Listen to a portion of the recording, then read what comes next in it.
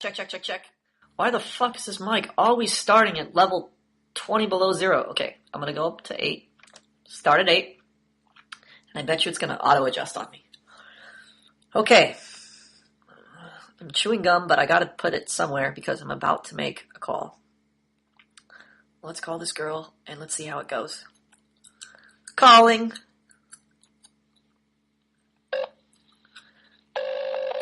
It's ringing. Ring. Oh, the suspense and the nervousness.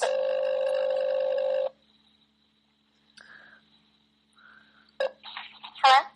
Hello! Hey, how you doing? Did you miss me? Horribly. You know what? That sounds strangely like sarcasm, and it sounds like you don't miss me. I'm about to hang up. That is terrible.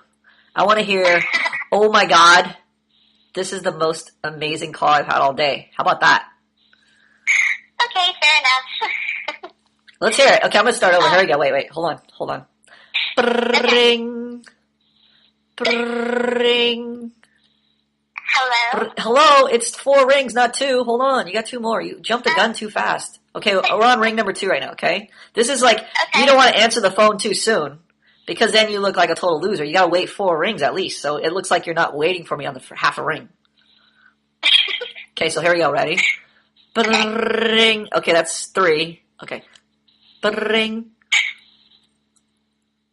Oh, hello? Sorry. Oh my God. I'm saving my portfolio right now. Are you wearing your little helmet right now?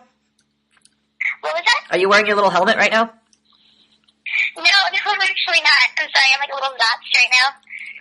You're nuts? Nuts right now, it's what word I use. I've been staring at a computer screen all day. You've been staring at computer screens all day. Yep. You totally forgot your line, and I forgot what I was going to tell you to say, but it's already passed. The moment's passed, I feel like. You totally blew it. Here's what I was going to do. My plan was to call you, and then I was going to say, what was I going to say? I was driving in the car thinking about calling you, and then instead of like calling you and being like a super cool guy, like I am now, I'm like, hey, how's it going, bro? I didn't want to bro you out. I wanted to do just the opposite. I wanted to call you and go, hey, what's going on? I'm so nervous. I don't know what to say to you because you're so hot and I don't know what to say. I feel like you're out of my league and I don't know what to do. So what do guys normally do when they talk to you? Act naturally. No, I didn't want to act naturally. That was the whole point. I wanted to have like awkward silences and I wanted to try and get into the whole nerdy guy call. That's what I wanted to do.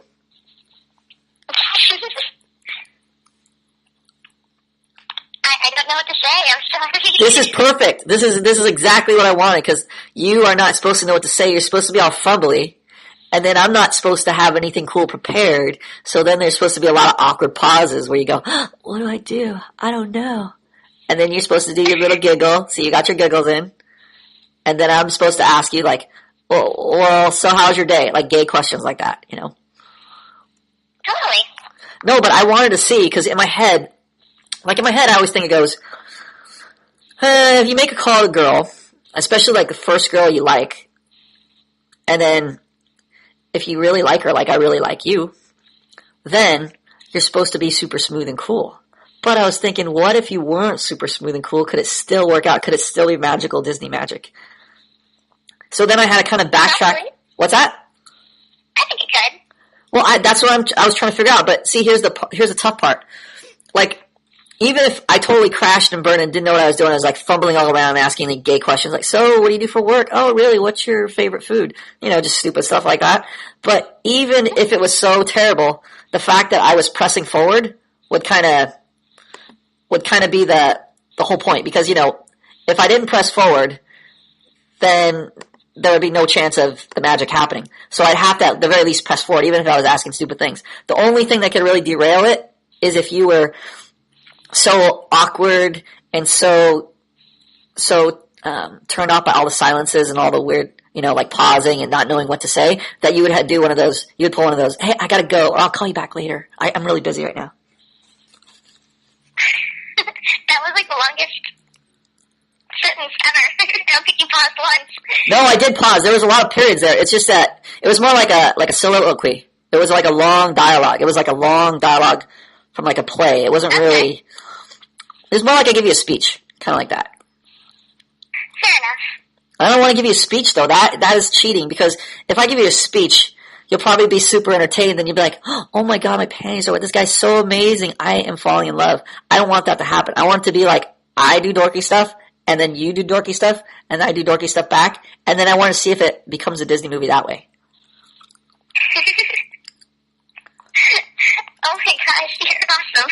Okay, so ready? I don't know what to say right now. No, you can't be. That's a good sign. See, there's two types of like stunned silence. One is stunned silence is like you find $1 million in a suitcase and you're like, oh my gosh, my life is just changing. So it's so amazing. You're kind of speechless. The other stunned silence is you see a guy running naked through the street wearing a penguin on his head or something, and you're going, that guy is never going anywhere in life, and you're so stunned because you're shocked at the fail going on.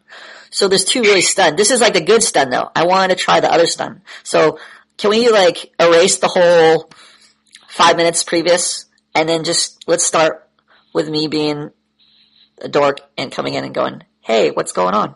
So what's up? So what are you doing? Is that a question, or are you saying? Yeah, I'm trying to. I don't know if you can. I don't think you can backtrack. I think it's already like the cat's out of the bag. Oh, okay. Because now you know, no matter how hard I try to retard it up, it's not really a genuine retard. You know, underneath there, there's a guy without a helmet. That's kind of like you see the magic trick. Oh, totally. How much coffee do you drink? What does this have to do with coffee? How dare you? This has to do with my magic personality, not my coffee. You're attributing my personality to drugs. Legal drugs, at least. You're trying to say that unless I take drugs, you won't fall in love with me. That is hurtful and shameful for you. That is a shame for you, ma'am. So, oh gosh. Right when you're pausing and there's nothing to say, I was already ready to tell you something about you, but then I had to stop myself because I don't want to do that. I want to see what happens like if you like have to stumble forward. Me? Yeah, me? Yeah, you. What do you think I'm talking to? The operator? Sprint operator, are you there? Can you connect me to the silent girl on the other end, please? Like I said, I'm shy. I don't know. Like, I'm the awkward one that you're... Yeah, that's what I want. The problem is, I'm so used to talking to awkward people sometimes, just because of my job, I'm so used to talking to nerds around me, that it's like easy to spot a nerd. So I have the opposite. You know what, sometimes like, if you talk to a nervous person, even though you could be fine, just because the person is so nervous, they make you nervous. Uh-huh. You're like, uh-huh. No, I'm asking you a question. Do you recognize that? It's a really long day. Like, let's say I was like totally nervous. Or you've talked to guys who are just totally all jittery and all over the place, right? I don't think it makes people nervous. No, hasn't there ever been like a dude where you're like, he's been kind of like, oh, he had a crush on you or something, but he didn't know what to say? I don't know. I've been around people in general who haven't known what to say to me, right? We do something silly. Yeah, but then they don't know what to say, or they're kind of awkward. Don't they like make you feel more awkward than you normally would be? A little bit. Am I making you feel like that? No. That's the point. I'm like, see, once they make you feel awkward, don't you have to like kind of jump in at some point? Oh, totally, yes. Yeah, that's the experience I want. Because I'm used to like, the people will be awkward, and then it's like no problem for me. Oh, okay. So you're like... It's almost bad, because if they tell me, like if you told me like you don't like awkward silences, then I would purposely try to be silent for like 20 seconds at a time. That's awesome. You have to pardon me, my brain is just fried tonight, sorry. Your brain's all fried tonight? I just feel completely spaced out right now, sorry. Can I tell you something? Sure. Okay, well, when I was like looking at you, I was kind of like looking and I was saying, oh, your smile's like super cute. And then I was kind of like thinking about it and I was like, this chick is super cute. I totally want to make out with her. So then I finally formed the thought at the end. I was like, this chick is super hot. I think I want to date her. And that's the end of the story. That was a quick conclusion. You don't even know me. You don't know anything about guys. Guys, they go, hey, look at that person over there. Oh, she's so incredibly beautiful. Now I like her.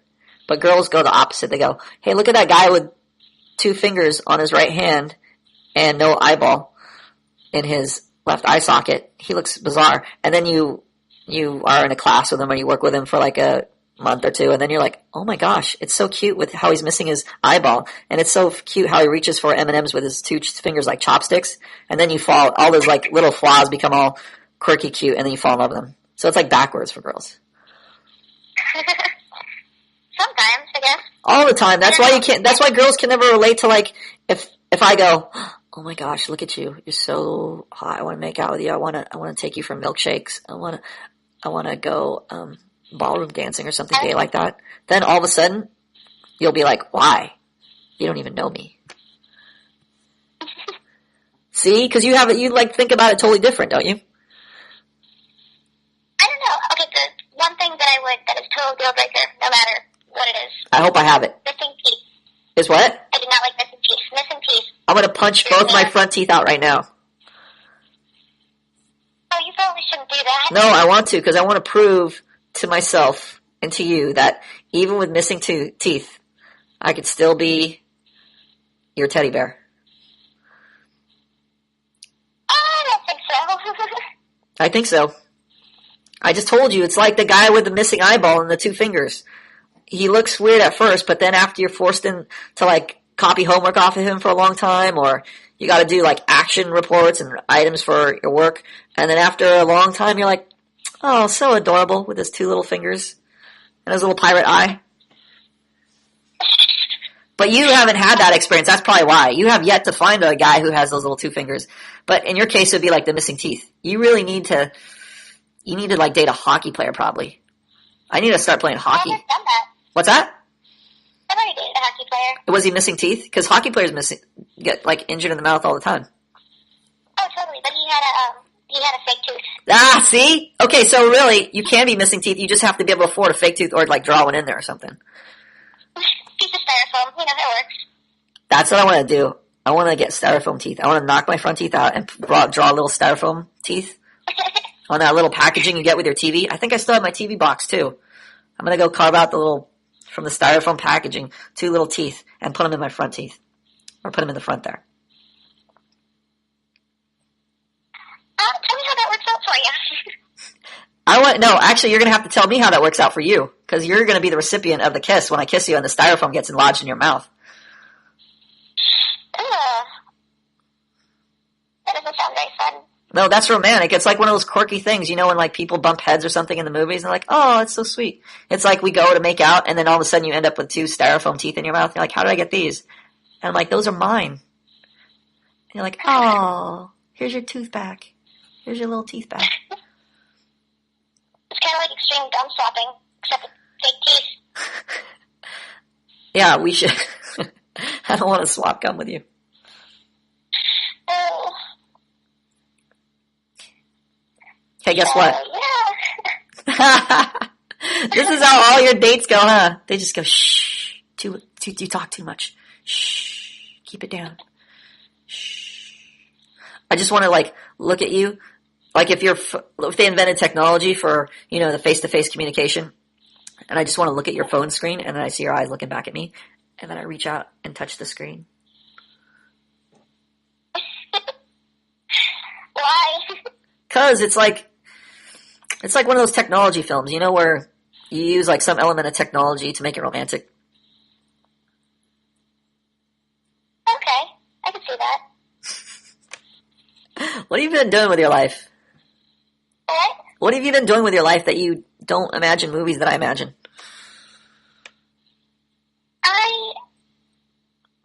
Telling the truth, I don't know what I've been doing with my life. I've just kind of been doing landscape architecture stuff. Oh, I forgot gardening. That's the best thing. Right. Like that, you know how people go, or actually guys go, they go, I'm a landscaper or something, which is like code word for gardener. But I think there's actually got to be a guy who designs like, you know, Chinese gardens or Japanese bonsai gardens, the whole design, layout, architecture and all that. That's got to be you, right? That's me. Can you lay out houses too? Like couches go here, dishes go here, forks and spoons go in this drawer?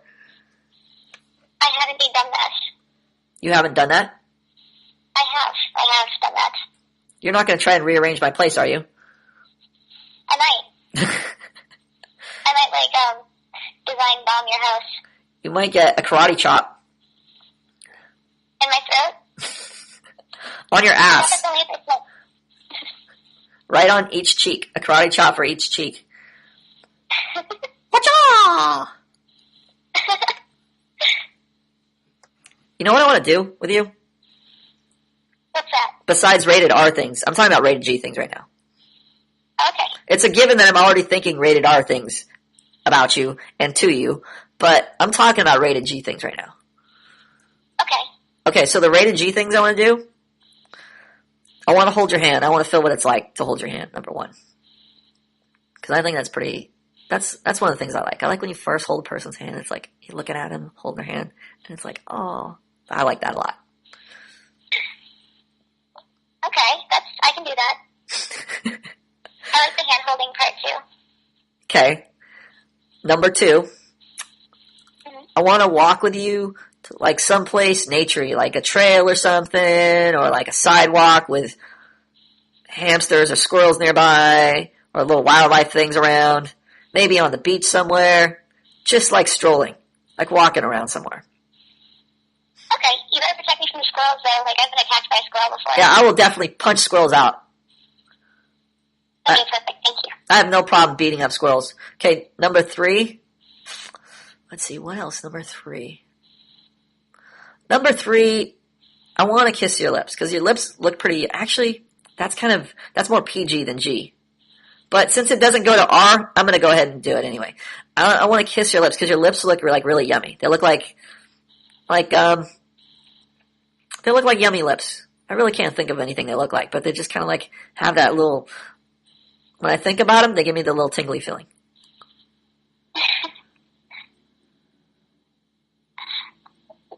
Really? Like, I have a pretty small mouth. So you can't kiss. I know your mouth's too small for kissing. Forget it. I'm going to cross off number three. You just blew it. Okay, I'm sorry. No. What are you kidding me? That is almost moved to number one now, just because you said that. Okay. So, what are we on now? We were on 3, but you deleted number 3. No, I didn't delete it. I switched the order, and I made number 3 number 1 now, in priority. Kissing you is now number 1 priority over hand holding. Okay, what number am I on, by the way? Number... It should be 4. Yeah, I'm on 4 right now. Okay, number 4.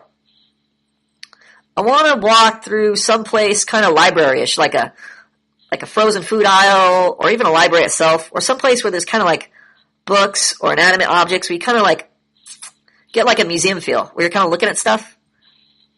Because I want to see how you like interact with the world, like how you view things. Usually with a childlike wonderment.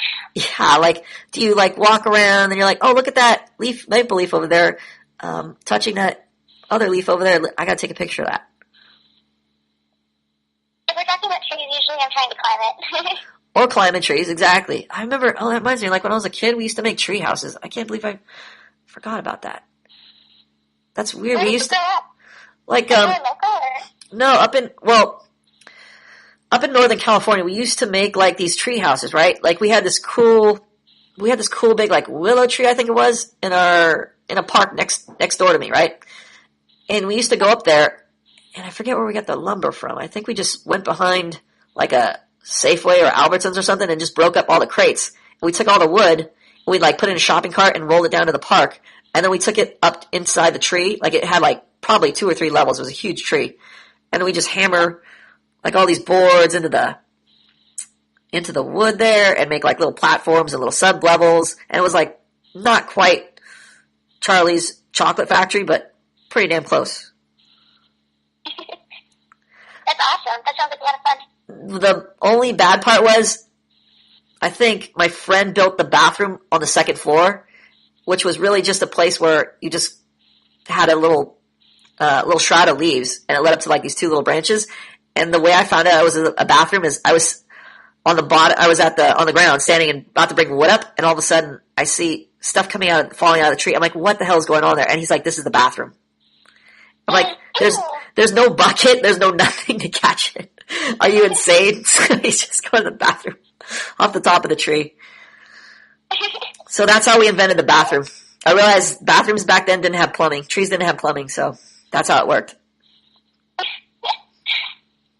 should have plumbed the tree somehow. Yeah, and then we had a branch that was growing out to the side really far, and it was actually right next to the soccer field. And that was like the viewing / luxury box seats. So you could kind of like get up on this high branch and overlook and see the soccer games playing. Oh, that's nice. Free seats. Free seats, no popcorn, but a good view. You could definitely bring your own popcorn. That could be arranged. Yeah. Okay, what are we on now? That was number. I think that was 4. 4. Yeah, that's 4. Okay, so I don't want to go numbering all day long. This could go forever. I'm just going to stop at 5. Okay, so one more. Okay. 5. I like it. Number 5. I don't even have 5 yet. Let me think. Something not involving touching your boobies. Let me think. Something pure. What if we went fishing like Huckleberry Finn? Like we got fishing poles and we just went to like the nearest river, or actually maybe the ocean, and went like fishing off the pier. As long as I don't have to touch the fish or the bait, I'm good. And then people would think we're like illegal aliens. And they chase us. They chase us off the pier. No, I'm going to scratch that. I'm going to say kite flying, actually. That'd be fun. I haven't done kite flying. Yeah, we got it. Here's the thing. We get like a little blanket out. You got to make some turkey and pepper jack cheese sandwiches with like light mayo, light mustard, something leafy in there like spinach or lettuce, maybe a tomato. And then some, let me see, like a peach sobe or like a banana coconut sobe. Actually, what am I thinking? I mean, foozy. F-U-Z-E. Yeah, I think that's how you say it. Foozy. Something tropical to go with it. Okay. Foozy's good. We put it in the basket or bag. I don't have it. You know how in every movie they always have a picnic basket? Where do they get those things? There's no picnic basket store. I used to have one. Where'd you get it from? Target. Target has picnic baskets? They did a couple years ago when I got it there. I would never even think to look there. That's why they invented girls. Girls know where all the little knick-knacky things are at. Absolutely. Yeah, guys don't know that. Guys don't know that stuff. You'd have to find the basket because I wouldn't even know where to find it. Okay, so that's your job. Okay, so then we throw it all in the basket. Then we have to have like a little blanket to like lounge on and put all the stuff on. Bring the kite. We get the kite, and they're all set. Now we just need a little wind. We need like not a super windy day, but just like a light wind so we can keep the kite up. So, like, would last week have been too windy? Last week would have taken our kite away. That was pretty windy. That was pretty windy. I tried to roller skate, and it was like going me backwards. It was nice going with the wind, but I guess the wind was not very good. Do you look super hot in roller skates? What was that? I said, do you look super hot in roller skates? I don't know if I look super hot. I kind of look awkward. I'm not Awkward. super hot. I think you would look super hot in roller skates. I like roller skating. Yeah, but I would probably grab you. I would be distracted. I'd grab you. I'd be too fast. You wouldn't be able to. No, I'd like just chase you down. You'd think I was trying to like throw you in the trunk or something.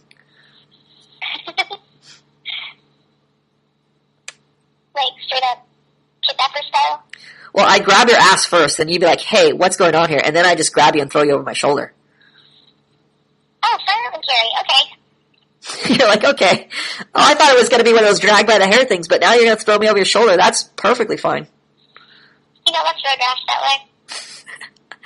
You know what that reminds me? One time, I was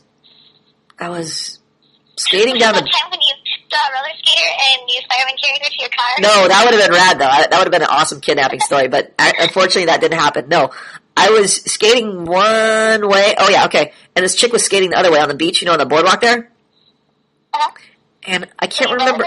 Yeah, Yeah, I think I was blading. I don't remember. It was like a long time ago, but she was blading the other way. And I don't remember if she ate it when I saw her coming towards me or she had already eaten it, but she went down. No, I think when she was skating towards me, she must have hit something and she just like went almost face first and just like had the gravel, like when she stopped, she had gravel in her knee. It was just like her knee was skinned up and everything. So, I went over there, and I was like, oh, look at you, you're all skinned up. And so I helped her pick out some gravel out of her knee, and then I didn't have any Band-Aids or anything, so she just basically had to hold her hand over her knee, was bleeding or something like that. She said, oh, thank you, blah, blah, blah. Is that it? And then you guys just skated up No, that's not it. And then it turned out she was a spy. I had to shoot her. Okay. No, I didn't have a more dramatic ending. That was it. I like when you like think of something cool and you're like, oh yeah, you know that you were talking about napkins the other day. I was eating a meal and I had a napkin, and then you realize, fuck, there's absolutely no point to telling you that. And then you're like, why did I bring that up? Oh, hate myself. Oh. And then you're just like, I gotta go. I gotta leave. I can't even talk to you now. I just can't believe I've said that whole napkin comment. It was topical. It's okay. You know what? Somebody can mistake you for a really cool person. You know why? Why? You know how like super cool people, when you say like you tell a joke, don't you know any jokes? I know some jokes. Tell me one like small joke. Just tell me a quick joke. Oh my gosh, I'm making me think of jokes right now. I can't think of anything. Tell me a knock-knock joke. Knock. Who's there? Interrupting cow. Interrupting cow who? So, you didn't get it. No, I was doing your move. See, it's like you have like the super slow reaction time, but if I hold out long enough and don't say anything, you're going to feel retarded. You're going to go, oh my god, this guy thinks I'm super retarded. So people think you're super cool. It's like a little trick you just use. It's like a little Jedi trick. You're really good with that. I'm not that cool. I'm kind of a nerd. You know what I like the best so far? What? I like your laugh. Really? Yeah, it's super adorable. It makes me want to make out with you. Like when I hear your laugh, I want to like run my fingers through your hair. I want to grab you real close and just like start kissing you. Again, with that whole like girl guy thing, like The I what? can't make out with someone I don't know. I know, that's what's so rad. You're like, I can't, sir, I don't know you. And I'm like, too bad, get over here. And I just grab you. That's it. I just do like they do in the Twilight. I don't like just straight up grab you and I grab you, I lift you over my head, and I carry you away to a cave or something. Where do they take people in Twilight? Do they take them straight to the coffin? I don't know. I've never actually read any of the... Well, I read the first Twilight. Barely got to it. I did not like that book. I've only seen like the commercial for one of the movies, but that's pretty much as far as I've gotten with Twilight. I haven't watched any of the movies. I read the first book in the series, and I decided I didn't need to continue any further. That's a good thing. I think that's another reason why I like you. You don't like Twilight. If you like Twilight, if you like Twilight too much, I might punch you. Where would you punch me this time? In the vagina. Why there? Because you like Twilight. I couldn't think of any other, like, painful place. Is it like getting kicked in the balls? If you get punched in the vagina, is it the same feeling? I don't think it is. I think it's like a million times worse for a guy. Yeah, that's pretty much like the death blow. If you get somebody there, if you're a guy, you're dead.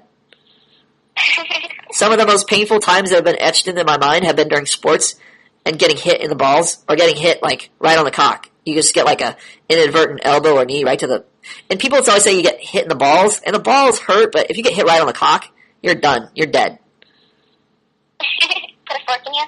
No, you're dead. You either won't get up, or you feel like you should die. Like, the pain can sometimes... I've been hit where it's been like, oh, you're like, oh, but you feel like in your head you're like, it's so hard and painful. Not hard, but it's so painful, but I'm going to man my way through it. And you kind of like work yourself through it. You're like, yeah, you grit through it. You're like, yeah, I'm a tough guy. I just got hit in the balls, but I could take the pain.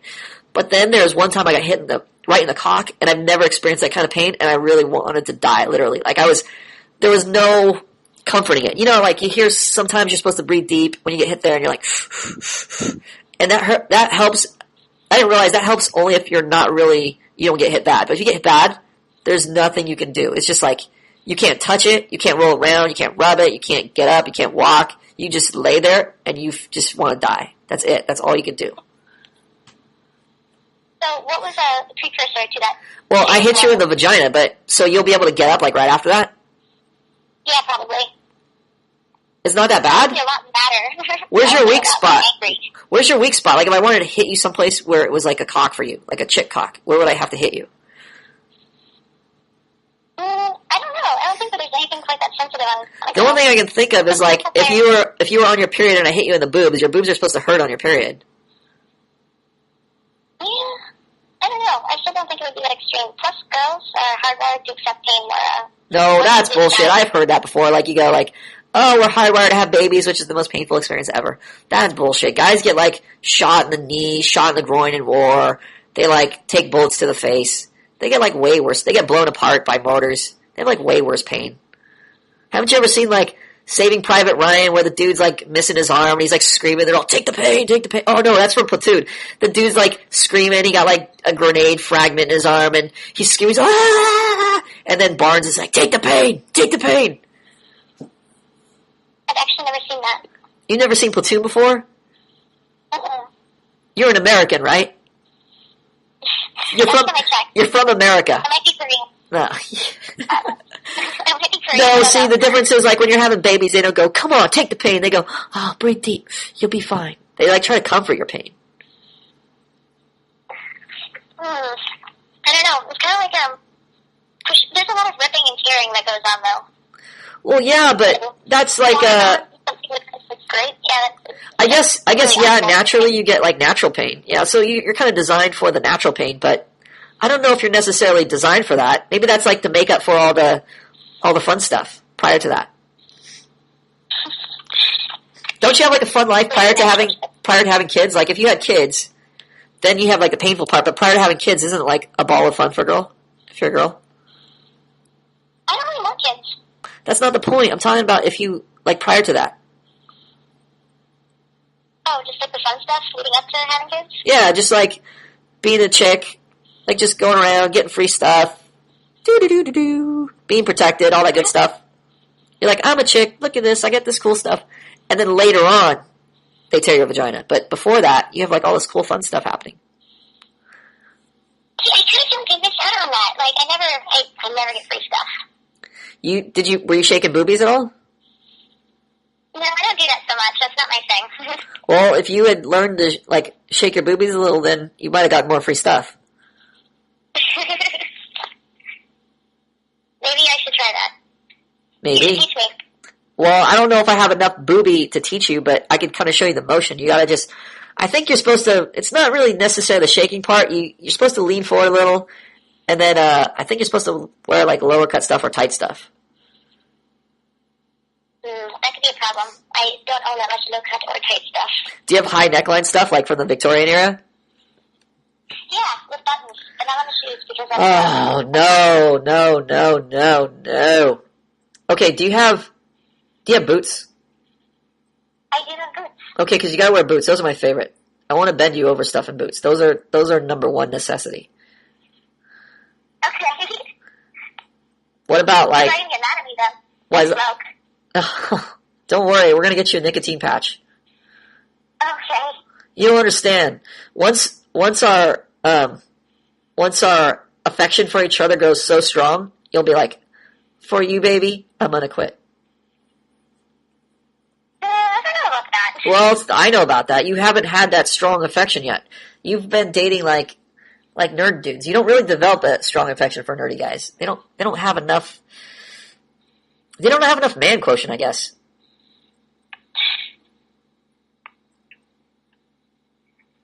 Yeah, I guess. Yeah, I don't know.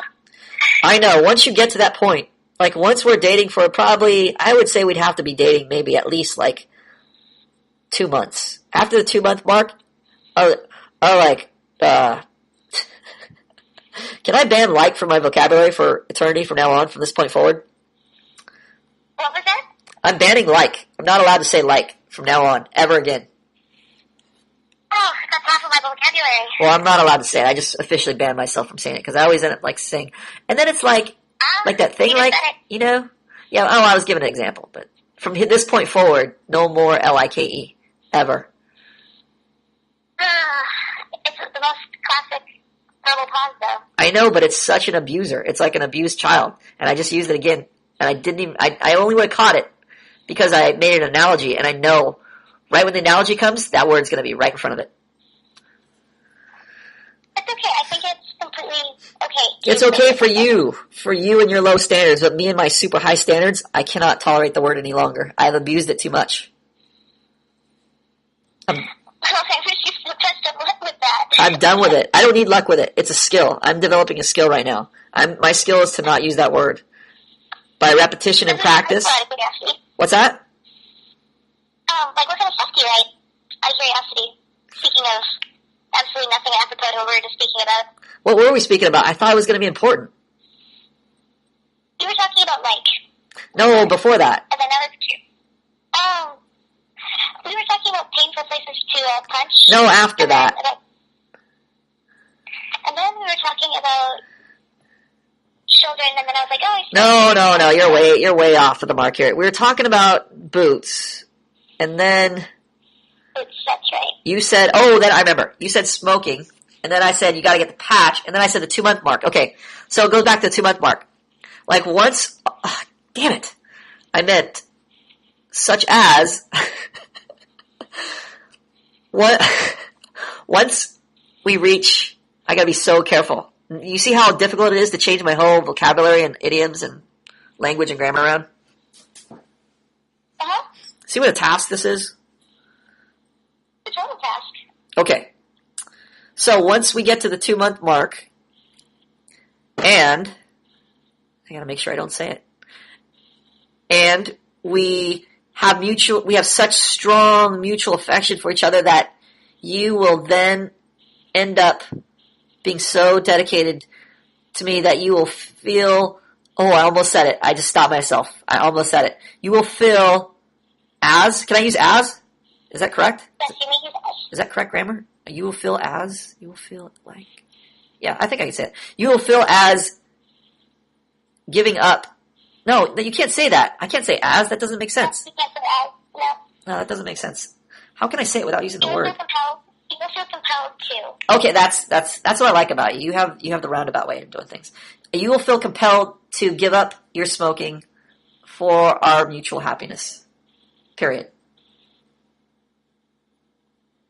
Oh, so you think so?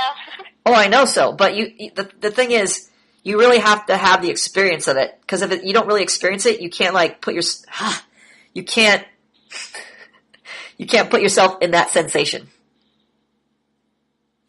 It's like telling you about something sweet if you've never had sugar, and then you're trying to experience what it would be like to eat a churro with sugar sprinkled all over it. That would be difficult. Yeah, so you really have to wait to the 2-month mark. Your feelings will be so much different. Okay, consider it like this. You ever taken a math course? Uh-huh. It's like exponential. You know exponents? Of course. What's that? I said, of course I do, yes. You say, of course, like you know how to add in your head. I do know how to add in my head. Okay. It's similar to,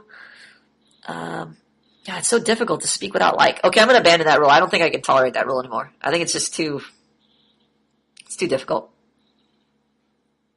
That one is hard. Yeah, I'm getting rid of it for now. I'm going to bring it back later, but for now, just for this conversation, I'm going to put a little side veto on it.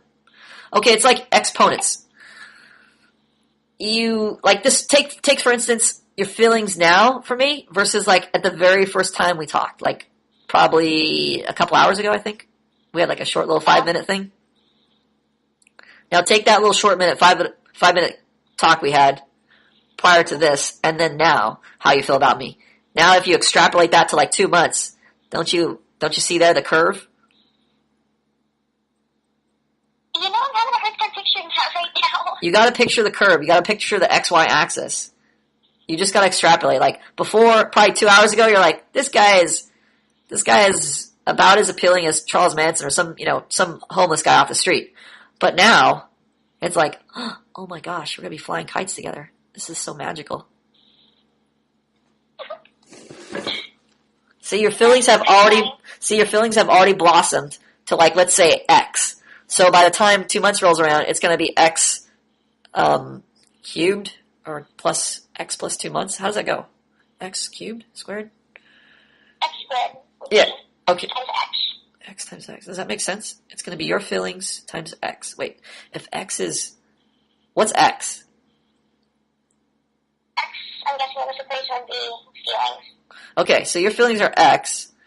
Right now you have X plus 4. So oh yeah, that would make sense, because X would be days or hours. No, the number would be hours. So it would be like X plus 2 right now.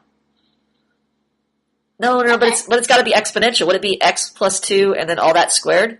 Because it's got to be exponential. By the time it reaches 2 months, it's going to be exponential, not just adding. We're not adding like hours onto your feelings. We're squaring your feelings. Yeah. I don't know how that would work. Math is never my strong suit. Your strong feelings are going to be squared by the time the 2 months rolls around. Okay. Here's how you can tell. Like the very first few dates, we're going to be like doing some gay version of like a high five or a handshake. By the time the 2 months rolls around, once I see you in the door, I'm going to throw you up against it, and you're going to be in your boots, and we're going to be doing it. Oh, you think so? Yes, that's how you know it's squared, because it's so hot. It's like we can't wait to see each other. Oh. We'll see. Yeah, we'll see. Tough guy. Me? Yeah, you. I'm not a tough guy. I know, that's why I like talking to you. You're sweet and tender. I like that. I try to be sweet. I like that you try extra hard for me. That's hot. You just want to try for you.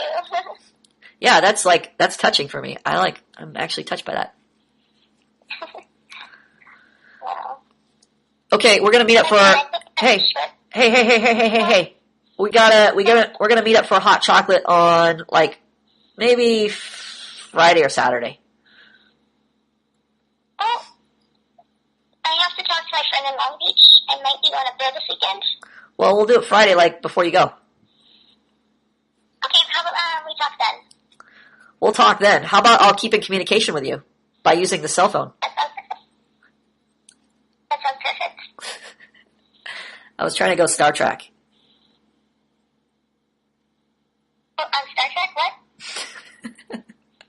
I like how you don't keep up with anything. I've been up since 3. If you had a penis to punch, I would punch you right now. You don't have any weak points. I can't hurt you now. All the punches are just gonna be like, ha, ha. Exactly. I'll just be able to deflect them. Okay, I'm gonna talk to you tomorrow. Okay, that sounds good. I'll talk to you tomorrow, okay? XO Snuggles. XO. Good night. Bye. Well, that actually went how I didn't want it to go. Oh, fuck. I think, here's the problem. I actually wanted it to go well, which it fucking, what the hell? Okay, I got a little message here, sorry. I actually wanted to do it the nerd way, because I had it envisioned in my mind. This is the whole reason why I thought to even record this call, because I wasn't going to record it. But then I thought, you know what? I want to try something totally different. I want to demonstrate the element of being a nerd and showing you that you don't have to be super cool or say super cool things. That's my emphasis lately, because I know that half of you guys are so mesmerized hearing me thinking, oh, I can never be that guy. I can never be Plum. I can never be as expressive as Plum. Well, number one, you don't practice, so of course you're not going to be expressive as me. You need to practice. You need to practice socializing with people. You need to practice saying hello to people. You need to practice writing. You need to practice expressing yourself so you have an idea. It's like when you type or write something out, which are exactly the same thing. When you type or speak, you're getting a sense of what your boundaries are with your expression. You're getting a sense of, like, for instance, in your head, you can see a movie, and you can see, let's say you see, what's a cool movie out? God, there's so many fucking retarded movies out. It's hard to pick a cool movie. Okay, let's say Predators with the S. Okay, forget about the script, forget about Adrian Brody being a total fag, forget about all that crap, forget about all the chicks trying to be dudes in there, but just concentrate on the Predators and the technology and all the coolness of the movie itself. Now, you're seeing some scenes, you're going, that's fucking amazing because of X, Y, and Z, right? Now, in your head, you're just kind of like sounding out thoughts that don't even have words. You're just like this thought sensation. So you're going, that scene is making me feel this way and creating this type of excited thought in me. And it doesn't even have a shape yet. This thought is, you're so used to keeping thoughts in your head that they don't even have words to them. They don't even have a voice. They don't have a shape. They just have like a sensation or a feeling, that thought. So you see a movie and you go, oh, I have this sensation or feeling about that. Now, you try to transfer that to somebody else and to convey that sensation or that thought to them, that feeling to them, whatever it is, that unformed thing that you experienced while watching this movie. Now you're forced to channel it, to find a direction for it. That's where writing practice comes in. That's where speaking practice comes in. And by speaking and writing, you get a sense of where your boundaries are. Like, are you the type of person who uses, oh, this movie is so great, this movie is so good, it's so amazing, it's so cool. So you stick to the 4 basic adjectives: cool, great, good, amazing. Or are you the guy that can expand and use analogies? The Predators were like waking up and getting a punch in the balls. Or watching the movie Predators was like having the most amazing origami folding session in the world. Does that even make sense what I just said? Who cares? The point is, you start to recognize where your boundaries are when you're speaking, when you're writing, when you're trying to convey something to another person, even painting, whatever medium you're using to express yourself, a song, etc. The point is, you're seeing that there's boundaries there when you're trying to express yourself. Now, the more proficient you become, the more practice you get in expressing yourself, writing posts, writing blogs, writing about your feelings, writing about your thoughts, speaking to other people, forming sentences, constructing ideas, constructing concepts, conveying, entire notions about subject matter that you're going over, that you're acquiring, what have you.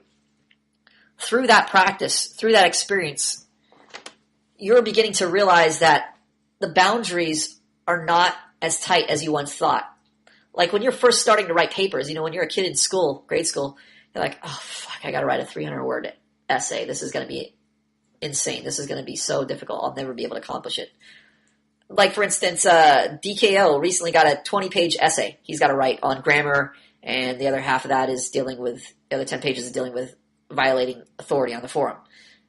So, because he has such a limited experience writing, he sends me this amazing email and says, it may take me up to 6 months to finish this paper. And I'm like, are you fucking insane? 6 months to finish a 20-page paper?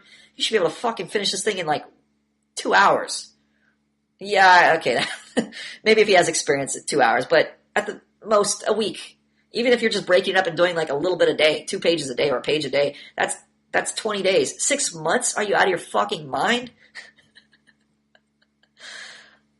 Anyway, the point is, expressing yourself, the more you practice expressing yourself, the more you expand your boundaries for expressing yourself, the more realization you have that there are so many opportunities and so many ways to express yourself, that you start realizing there's more that you can say that needs to be said versus when you first come to practicing expressing yourself, there's not enough. There's always a shortage. You're like, I ran out of words. I ran out of descriptions, because you start things like, oh, fishing at the lake with my dad was cool. We had a great time. Now what do I say? I'm done. So that's where you first start, because your boundaries are so small. Your practice stretching your legs, writing or speaking, is so limited that you're stuck to simple subject-predicate clauses. We went to the lake. It was fun. We had a blast. I like my dad. Great time. The end. Once you practice over time expressing yourself and stretching your boundaries, asking the who, what, when, where, why, how questions. What was it like being at the lake? What was the lake like? What was the experience like? What pulls did we take? What experiences did we have while fishing? What conversations did we have? When you start asking all those types of questions, why were we there? Why did I think such a thing? Those lead to more and more opportunities for you to express yourself. And the only way you're going to find this out is if you practice pushing the boundaries when you're expressing yourself, especially like in the written word. Go read an E. E. Cummings poem. There's traditional haikus where they come in stanzas and they have a very rigid format. And then there's also E. E. Cummings' work where he just puts words on the paper almost like he's drawing a picture with the words, literally using the letters themselves to paint a picture. This is a very experimental form of writing. Of course, there are more rigid forms and more orderly, arranged sentences, paragraphs, novels, etc., stories that you can convey a thought to, you can convey an idea to somebody in this type of medium in a more linear, straightforward fashion than E.E. Cummings. But the point is, until you challenge a boundary in your writing or in your speaking to people, you'll never know that you can break that boundary, or you'll never realize that there are various ways to express yourself you never even thought of. For instance, when I'm talking to this girl, you notice I'm not talking about the traditional things in any sense of the word. I'm not talking about where are you from. I didn't cover any of the various subjects about what do you do, what did you do today, where are you from, how many brothers and sisters you have. I didn't talk about any of that.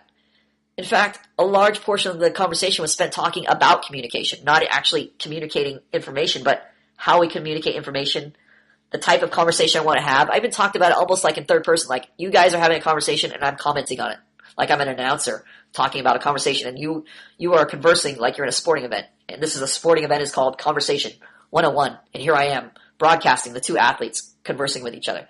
So there's various aspects, angles, attributes of the conversation that you can cover, that you can explore, that you can talk about. They give you unlimited subjects, unlimited ideas, unlimited ways, unlimited means, unlimited methods to speak about something, to talk about something. But unless you stretch your conversational legs, unless you stretch your expressional boundaries, you're not going to realize this. You're going to be stuck. You're going to be stuck. And usually where you get stuck is you get stuck with your experience, what you've experienced as far as expression goes. Like if you read Dick and Jane books, Spot chased the ball. Spot came back with the ball. I like Spot. Well, that's your experience with expression, with a written form. So what do you think you're going to start churning out? You think you're going to start churning out Shakespeare novels?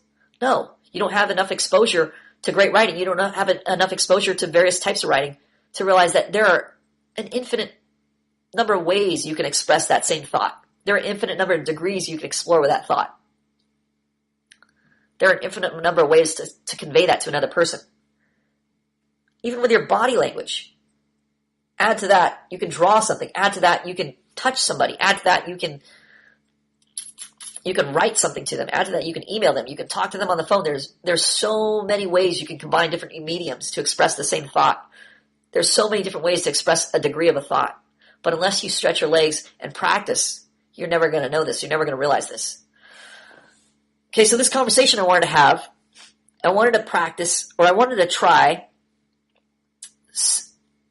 expressing myself as the nerd guy, as the dork guy, and coming at this conversation as a guy who is going to use the traditional method. I wanted to ask her where she's from. I wanted to ask her questions that would lead to awkward pauses, awkward silences. So I could get that sensation, or I could duplicate or imitate that kind of sense that you get when you're first approaching girls or when you're first talking to girls, and see how you can work through the silences, how you can work through things where the other person is nervous and you are the person who isn't nervous, or you are the person who knows how to handle the other person's nerves. First, if you can handle your own nerves, then you can handle the other person's nerves. Now, when I'm talking to this girl, because I have enough experience talking to girls and talking to people in general, there's zero nervousness here.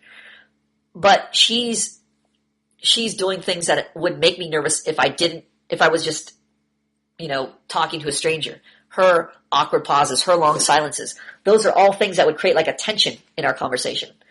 And they would make me pause and worry about filling in the spaces, filling the blanks, worrying about saying cool things, worrying about impressing her. Is she going to hang up? Is she going to say, I got to go?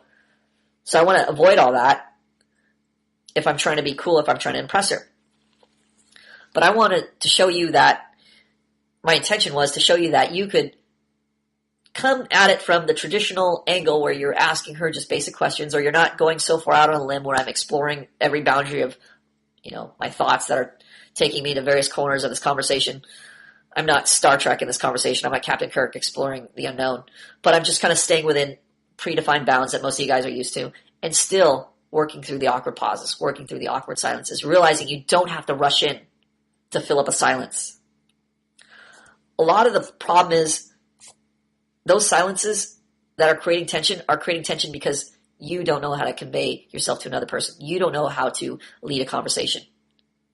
You don't have to force the other person to say things. You can give them time to pause to say things. You don't have to fill all the silences. You notice, I don't know if you're paying attention or not, but you'll notice attraction was built.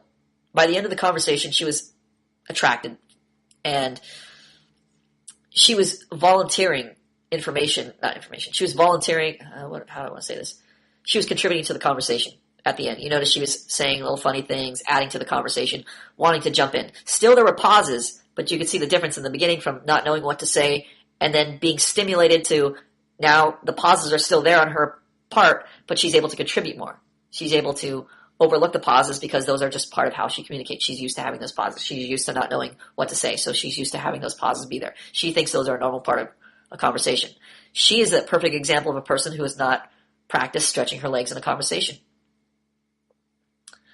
And you'll notice also, at a certain point, because I'm leading the conversation and she's attracted, now she's starting to justify herself to me. She's trying to make excuses for why she doesn't get jokes. And she kept repeating the motif, the theme. Oh, I'm tired. Oh, my brain's scrambled. I've been doing so many things, preparing my portfolio, I think she mentioned, trying to use this as an excuse for why I wasn't impressed or why she thought I wasn't impressed. I wasn't even thinking that, but you can see where she becomes apologetic or starts justifying herself to try and impress me or try to make an excuse for why she's not impressing me.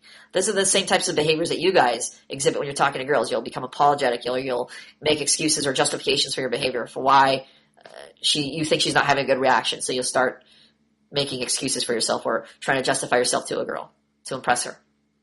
If you're aware of it in other people, you'll become aware of it in yourself and your own behavior when you start having this thought where, oh, I need to impress this person. Oh, this person, I don't feel valuable enough to talk to this person, so I need to make up that value deficit by trying to impress this person. Once you practice learning how to express yourself and becoming a functional man, once you practice leading a girl, once you become a functional guy and can exercise authority over a girl, then you become more competent. You become more necessary to a girl.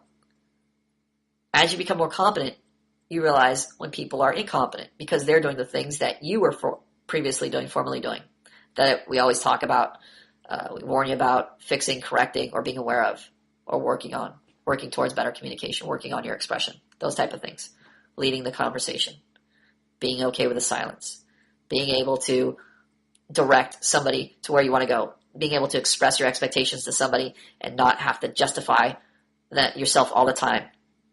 Especially when you're meeting a stranger and worrying, oh, am I allowed to say this? Am I allowed to do this? Is it okay if I feel this way about this movie? Is it okay if I like this group that's unpopular? Is it okay if I like this song that's unpopular? Is it okay if I like this food? Is it okay if I enjoy video games? When I always read in advice columns, video games are for nerds and girls don't like nerds, so I should hide that aspect of my personality. So you start becoming apologetic in your head. That leads to neurotic, monotone conversation. That leads to conversation death. That leads to nerd syndrome. Nerd syndrome. Okay, so that's why I recorded that conversation, and I kind of wanted to have a different conversation. I wanted it to go a different way. Oh, my allergies right now are killing me, killing my voice. I wanted the conversation to go a different way. Unfortunately, I became retarded. Became involved in actually having an enjoyable conversation, and it blew the whole point of having the nerd conversation. And that is really the temptation, is to have an enjoyable time when you're talking to somebody. And it's hard to have an enjoyable time while you're faking a conversation. It's hard to fake a nerd conversation when you have practice. It's just like trying to practice, faking not being able to ride a bike. If you already know how to ride a bike, it's very hard to go back to not to the time before you were able to ride a bike and get that same sensation of what it was like to fumble around and not know what you're doing. Same with conversing with people. The better you get at it, the more experience you have expressing yourself, it's near impossible to go backwards and to lose that sense of expression, to lose that understanding of how people function and how they operate. Because, again, people always operate along these principles we talk about. And the more experience you have talking to people, the more you see, oh, this person is doing this, and I know why they're doing that. Or this person is going to do this, or I think they're going to do this. Yep, they follow the principle, and it looks like they're going to do this. They're this type of person. I've encountered this type of person before. This is a conversation I've had before in another forum with another person. I know what to do. So it's just through this type of practice you see that people respond similarly, along similar lines, following the same principles, following the same social principles you practice and you talked about and we discuss in the academy. Oh, I think I'll pause it here. I was going to talk to Boggs, but I don't think Boggs is on, but we'll pick this up a little bit later. Okay, there's the boggles. It's the boggles. It's the boggles. It's the boggles. Oh, it's the boggles. I hear the boggles. Chai walla. Chai walla. Hey. Hey, it's the boggles. Yeah, it's late night. That's an awesome picture of you. It looks like a MySpace picture. How come I can't see you, dude? Yeah, what the hell is wrong with your camera? You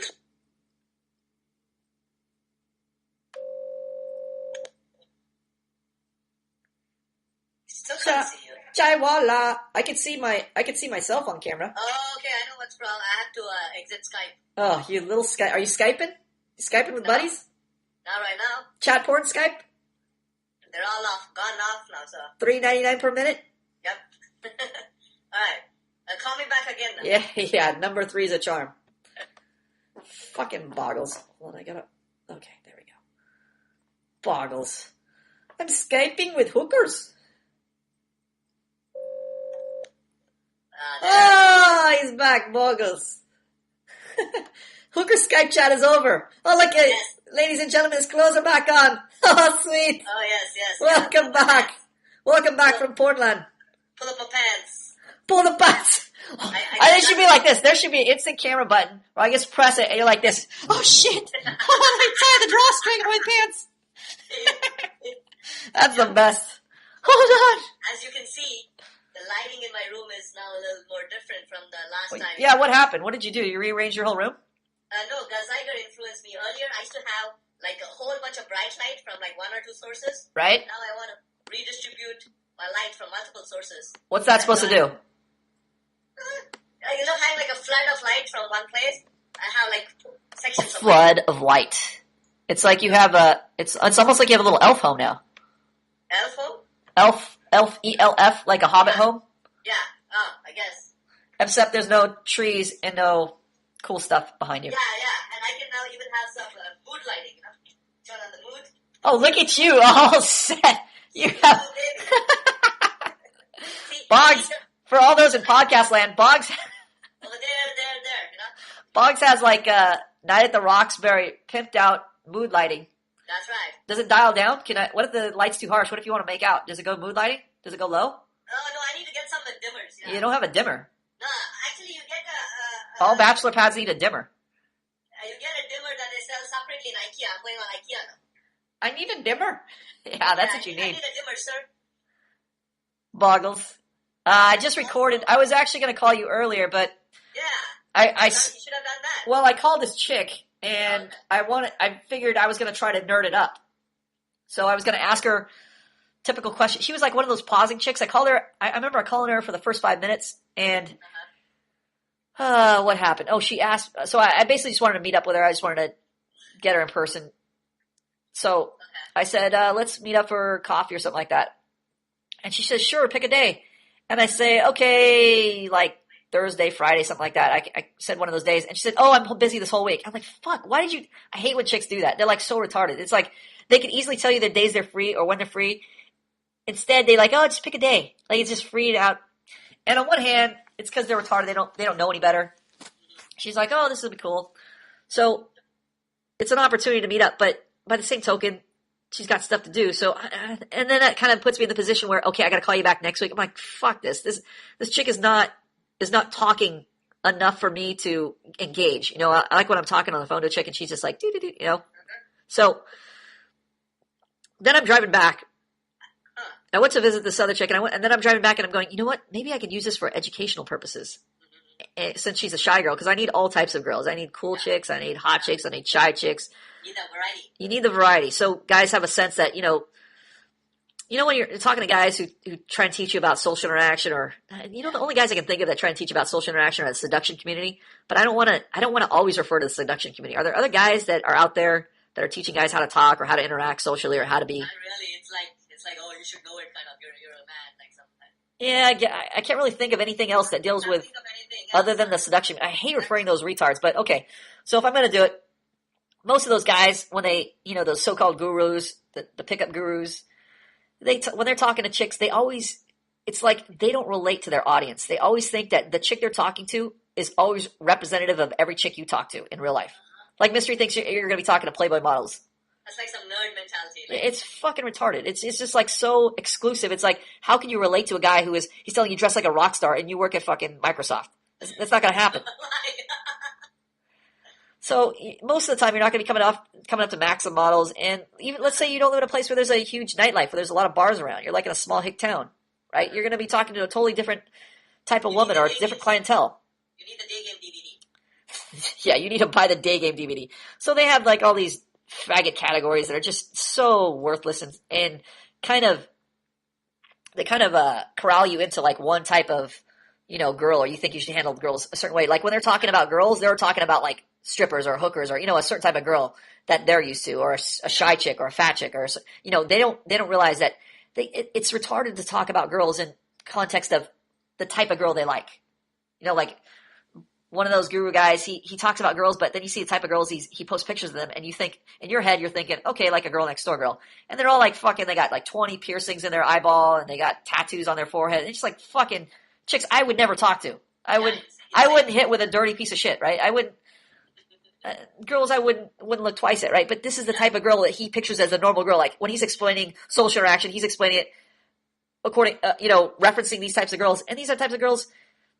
Let me tell you something. If a girl has like 20 tattoos on her face and she's got piercings everywhere, she's not your typical type of girl. She's going to respond totally differently. She's not the girl I would want to see in the library. Yeah. You could probably get away with going, hey, I want to finger your clit right now. And she'd be like, fine with that. She's probably been fingered growing up as when she was 6 in her crib or something. But the point is, these aren't indicative of every type of girl you're going to meet out there. So when I'm talking to girls, I want to do just the opposite. I want to talk to every type of girl so that guys get a sense of, oh, that's a girl I know, or that's a girl I want to talk to, or that's the type of girl. Yeah, and I can see that from like the 2-3 girls you've spoken to. There's like a little variety. Yeah, I want to have like like this girl was a shy poser, which a lot of girls are. Yeah. But then they're, when they're first talking to you. But then I also want to have, I need to get more cool girls. I want to get there. You talk to a girl who was, who was used to being in charge on the last one. I think the last one where we had a really good conversation. It was kind of fun. Those fun type of chicks to talk to. Those are more rare, but I want to get more of that variety. So you get an idea of like talking to chicks at a bar, or chicks, that at nightlife that are more cooler, or that are cooler, or they're more experienced, like waitresses. They're not just gonna, they'll have a line prepared for everything you say, unless it involves romance. Like if you're like, hey, what's going on? Like, oh, not too much. I've just been doing blah, blah, blah. And they can quickly talk to you. They got a default line. Because they're used to talking like 100 people a day. It's like, to a certain extent, they get good at social interaction, like with the initial chit-chat. You know how you can throw off waitresses and all the hired guns and all the chicks that think they're so hot? All you got to do is just press towards your goal. In a nerd context, like when you sit around like computers and engineering, you can like talk. Yeah, they're fun. It's like you're talking about Apple Computer, no problem. The way I throw you for a loop is I just start talking about chicks, or I press my expectation. So with girls, when you're pressing your expectation, they can be as cool as they want if they're a waitress, but as soon as you go, oh, I like you, let's go out, then it's like, I don't have a line prepared for that. Okay. Why do I derail you? Every now and then I get like these points. Like right now, I look really cute in my You get derailed. You get derailed by looking at yourself. I get derailed because there's a fucking move icon right in my face. I can't see around this little... The lighting makes me look cute to myself right now. So and the yellow glasses. I noticed this about Indians. The Chaiwalas. You guys have more of a faggy type of conversation. Yeah. Like you guys have like a more of a border... I'm not sure if it's a culture. How you guys are like arm in arm, which is cool. You guys are very more intimate, which I think is cool because you guys are freer to express not like sexual interest in a guy, but like you like a guy. Like I notice when you're talking to guys in the forum, it would be borderline homosexual for like most guys when you're like, oh, I like the way how you look. I want to talk to you in the cam, and I like your voice. It's so soothing. That's like a faggy thing to say, but really, if you're friends with a guy, it's because our culture is so abnormal. Our American culture is so abnormal. It's hard to reference what it would be like if you were normal. So I have a tendency to think like when you're showing affection for a guy and you're saying, hey, I like the sound of your voice. It's cool. I want to talk to you. That's okay to say that. How do you know that? What's that?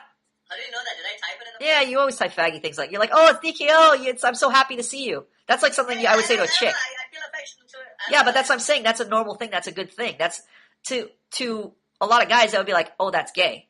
But when you're proficient at social interaction, you realize that's like a normal thing to show affection for somebody, either sex.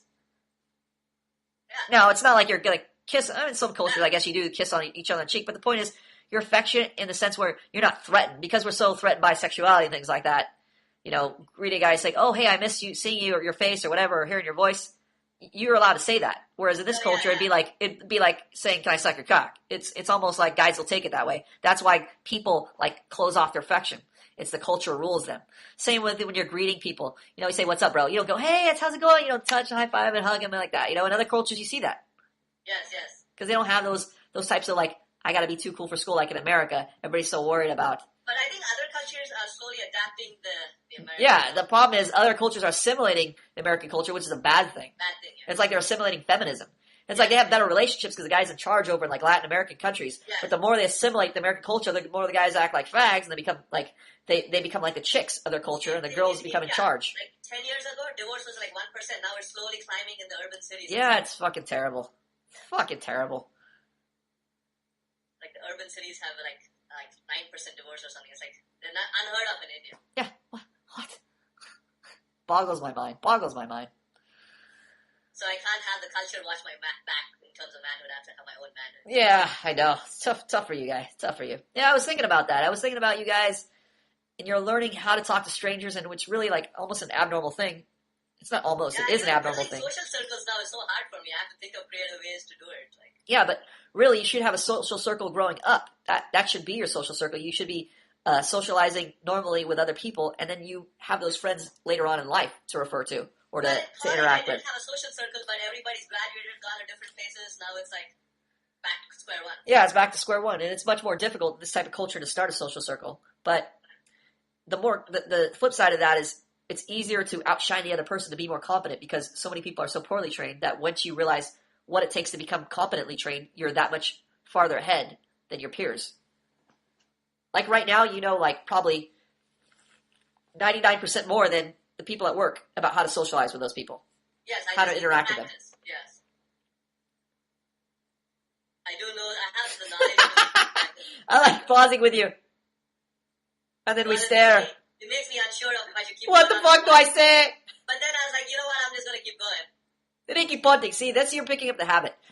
My goal is to desensitize you to your faggot mindset right now, which is always, what do I say to impress Plum? What do I say to say the right cool thing? How do I say something so cool that he'll like me, that he'll respect me? The thing that I will respect you for is not the cool things you say, but your attitude, your approach to the conversation. That when you give yourself permission to speak, that's when I will have respect for you. When you respect your expectations, not when you have cool things to say. I do give myself permission to speak on Paperclip and other guys. It's like, just with you, it's still a little, I guess, get in there.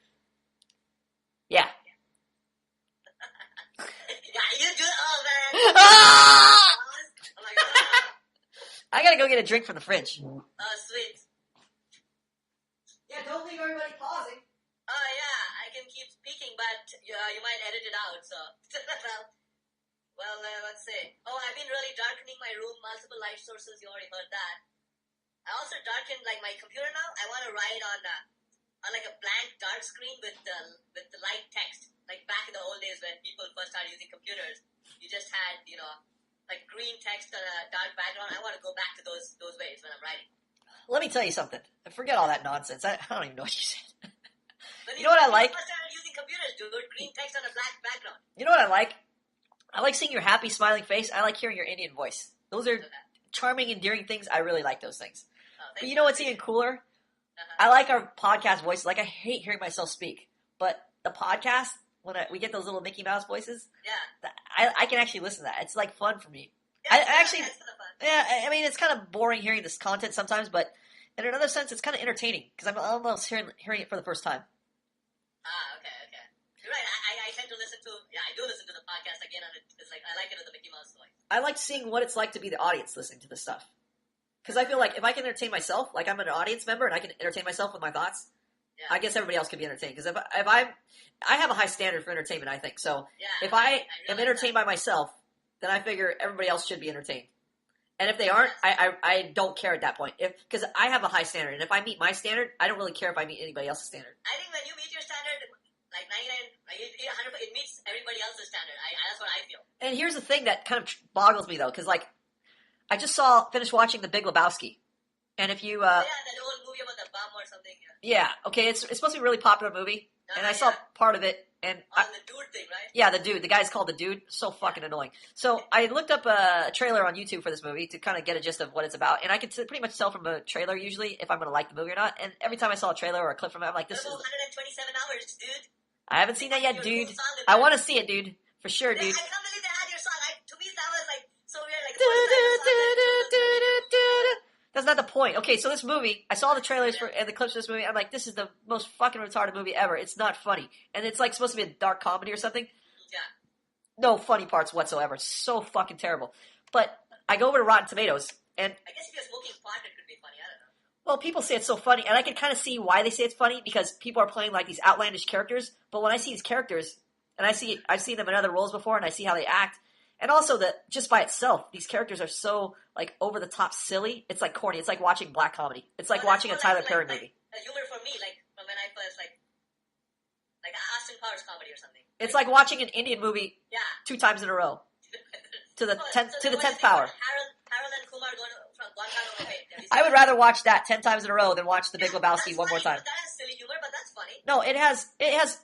The difference is that movie isn't trying so hard. The Big Lebowski is like trying to manufacture the comedy in the strangeness. Like there's this character whose name is Jesus, and he's almost like a Mexican gangster type guy, but he's like kind of cornball odd.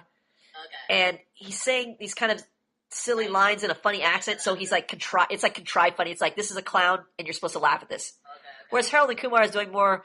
They're just like this Indian dude and Asian dude getting it's more arranged. The difference is you could tell a good movie is the arrangement. It feels like a good movie actually feels like a script in the sense that you feel like you're being taken on a story, whereas this Big Lebowski is depending on the comic abilities of the actors. So you could tell it's like almost ad-libish, and they're trying to be funny while they're ad-libbing, and it just becomes like cringing. It's like, fuck, these guys are so terrible. Okay. Whereas Harold and Kumar is scripted, and it's arranged to the point where the action is happening in a sequence that's expected and edited so that you're enjoying it. It's like a well-painted picture. Whereas the other one is more like, this artist is supposed to be good, so whatever he paints, whether it's good or bad, you're supposed to like it. Okay. So you're saying in Harold and Kumar, they could have probably used other actors and they're still... Harold and Kumar is a well-arranged painting. It's like you can see all the parts and you realize it's more like a Leonardo da Vinci. Whereas The Big Lebowski is more like a sketch. It's a rough sketch. You're supposed to imply that it's cool and supposed to... So it's a lot is dependent on the actor. Yeah, it's dependent upon the performances, but the thing is, that's why arrangement is so important to anything artistic or your expression. It's so crucial to have a good arrangement because arrangement is where, once you find order in that arrangement, that's where the attraction comes. If you don't have order, it's all disorderly. Like this movie is so disorderly and disjointed, it's not even appealing. It's like so fucking terrible. Okay, let me give you an example. Okay. Like also, more number of people would like Harold and Kumar than Big Lebowski, or at least that's how I feel about it. Oh, this fucking juice is so good. Hold on. We just got our first sponsor for the podcast. Okay. This podcast is sponsored by Mike's Hard Cranberry Lemonade. Oh, yeah, and this is Ralph's Water. I fill it outside the Ralph's... Ralph's Water. It's sponsored by Ralph's Water and Mike's Hard Lemonade Cranberry flavor. So fucking delicious. My first time having it. What's so hard about it? The hard part is that it has alcohol in it, but it's got like alcohol content of like a wine cooler, which is like 2% or 4%. It's like a chick drink, basically. Okay. If you're a chick, you'd like it. It'd be like, oh, I'm getting tipsy off of this Mike's Hard Lemonade. It's got a boner. It's hard. Okay, but here's the difference. Here's a perfect illustration of arrangement versus disorder. Actually, I should say a good arrangement versus a bad arrangement. Order versus disorder, and attraction versus non-attraction. Miller's Crossing, a Coen Brothers movie. Yes. Just the opposite of the Big Lebowski, which is also a Coen Brothers movie. Miller's Crossing is very stylized, a very tightly filmed, perfectly edited, perfectly cut, well-arranged story. It's amazing. It's a fucking masterpiece. It's the greatest movie ever. Now, this was produced by the Coen Brothers, the same people who made The Big Lebowski, which is a fucking terrible piece of shit. Almost as bad as Raising Arizona. And I couldn't even make it my whole way through Raising Arizona. Okay, so I'm on RottenTomatoes.com right now. Typing in the Big Lebowski. Oh, Tom, by the way, I have you like on my full screen, so your face looks like super big. Nice. Congratulations. It actually makes me pay more attention. Like I like seeing you on the full screen than like a little thing in the mail. That's amazing. It feels like a real video conference now. I can see you in the eye and talk by looking in the eyes. I'm glad. Okay. Now. That is why I don't want to keep talking. Yes. At a certain point, you become Indian, and I can't take it. Okay. Exactly. Yes. Okay. So the audience had 93% approval rating for The Big Lebowski, 1989, starring Jeff Bridges, fucking terrible actor, and who's the guy from Roseanne? John Goodman, the fat guy. Fucking terrible movie. I'm gonna link you to this. I don't know why, but I'm just gonna link you to this. So you can play along with me. The home game. Okay, so you can see it got 93% approval by the audience and 78% by the critics. The critics are slightly less insane than the audience, the average audience member. But this just tells me the standard for America, the standard for people today is a retard standard. I would never be satisfied with this retard standard. Dude, for example, that movie was number one, that Jackass or Kick-Ass. Kick-Ass, that was such a horrible movie. Yeah, Kick-Ass. Kick-Ass was better than The Big Lebowski. Yeah, but still, number one movie? Yeah, okay, exactly. But the point is, this is like a terrible, terrible movie. Okay, but you look at these reviews and you're like, are these fucking people insane? It's pretty much impossible not to love the dude. You're wrong, asshole. I hated the dude. This guy's name, they don't even explain why. It's supposed to be just some quirky, funny thing. There's so many quirky elements. You're supposed to go, oh, that's so heartwarming, quirky. Your Indian accent, quirky, funny. A guy, Jeff Bridges, calling himself, referring to himself as the dude, not funny. Not funny. Not funny. Can you really hate a dude, though? Like, yes, I can hate him. He is fucking annoying as hell. You don't like that bum style dude. I hate the bum style dude. The thing is, he's supposed to be like this happy-go-lucky, goofy guy, but he's so unlikable.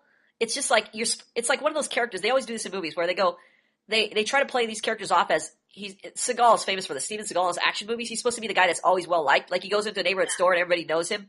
He's like, oh, it's that guy. Oh, it's Steven Seagal. Hey, you've been here 10 years and we love you. Blah blah. He always plays that character. No, there's no character development. Like he doesn't do anything to deserve your love or admiration. But he just walks into a store and you're supposed to get from the way the characters like fall over him, try to suck his cock, that he's a cool guy. Right? That's exactly what they're doing with the Big Lebowski. Like this guy is such a fucking loser, and he is throughout the whole movie. This guy's like doing nothing that's remotely attractive. He's like smoking weed, coughing on himself, just saying nothing attractive, answers everything in the form of a question. Like somebody will say, this chick says, blow on my toes. And he goes, blow on your toes?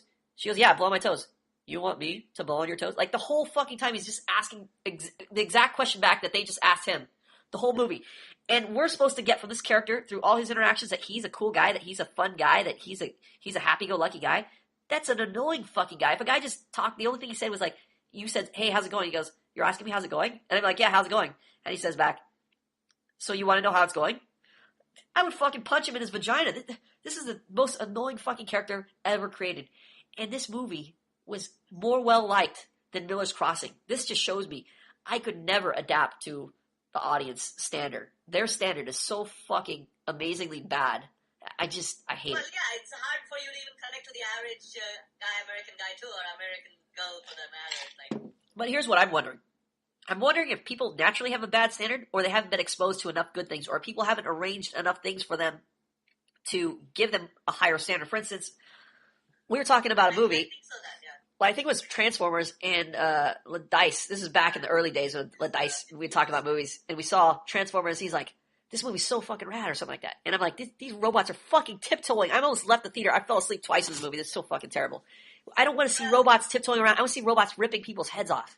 These are Well, I think when you're exposed to certain things, it like changes your perspective. Like now, after I hear some of the things, I can see that in like animated movies, and I can no longer see it the way I saw it before. Yeah, that's what I'm saying. So I'm wondering if it's really their taste, or whether, like, let's say for instance with the Dice, I pointed out all these things. He's like, now I hate that movie, and he can't unsee that. So does that change your taste, or does it because you didn't notice those things were there? It's the perspective. Yeah, you notice, and also now you see it this way, and you're like, oh fuck. Yeah, but does that naturally raise your standard? Like now you can't enjoy that movie because I pointed that out? Yeah, like now I can't enjoy Friends. Like now that I see Oh, okay. A perfect example that you can relate to, that I'm sure other guys can relate to, is when we point out, like in movies, like the typical guy character who is like a total pussy, and the girl's always domineering, outsmarting, outwitting it. Before you realized that, you just thought this was the way movies were made. Yeah, like, you just like, okay, everybody's laughing. You gotta laugh. Right. But do you really enjoy that? This is what I don't understand. Do you really enjoy that? Because I've never really enjoyed that. Well, I think when you're a emo fag, I think you can enjoy the faggy jokes. Like the chick does this thing and the guy is like acting goofy. I think at that point you actually, that's funny, that's kind of cute. Yeah, I'm wondering if it's like cultural humor. It's just kind of like chicks. You know how chicks like react to if the guy's cool, they'll laugh at anything, regardless of whether it's funny or not. I wonder if that's the same type of reaction that's going on when they're seeing a movie. It's like they're going, well, these people are all laughing. And it's like, I almost feel pressured. I know this movie is fucking terrible, but just reading these reviews and reading about it online, what people said about it, like people are saying when people disagree, and like every now and then a guy will say this movie is terrible, and people will go, you should be banned for saying that's so terrible that you even implied that this movie is bad. This is the greatest movie ever made.